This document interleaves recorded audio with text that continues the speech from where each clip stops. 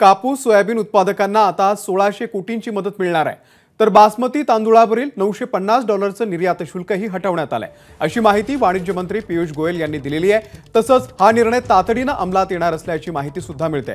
राज्यातील विधानसभा निवडणूक लक्षात घेता सरकारने हा निर्णय घेतल्याचं बोललं जात आहे। लोकसभा निवडणुकीमध्ये नाशिक आणि मालेगाव मतदारसंघामध्ये कांदा उत्पादकांच्या नाराजीचा फटका भाजपला बसलेला होता। तोच फटका पुन्हा एकदा बसू नये म्हणून सरकारकडून हा प्रयत्न केला जात असल्याचं बोललं जात आहे।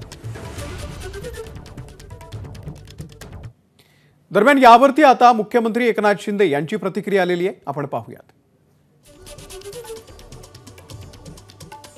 कांदा निर्यातीवरचे किमान शुल्क हटवण्याचा निर्णय घेतल्याबद्दल पंतप्रधान नरेंद्र मोदी यांचे आभार।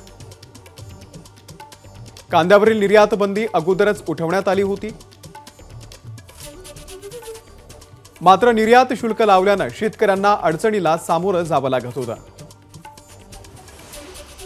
महाराष्ट्रातील हजारो कांदा उत्पादकांना त्यामुळे दिलासा मिळालेला असून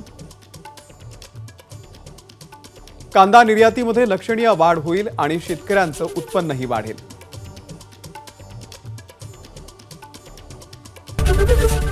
एबीपी माझा, उघडा डोळे बघा नीट।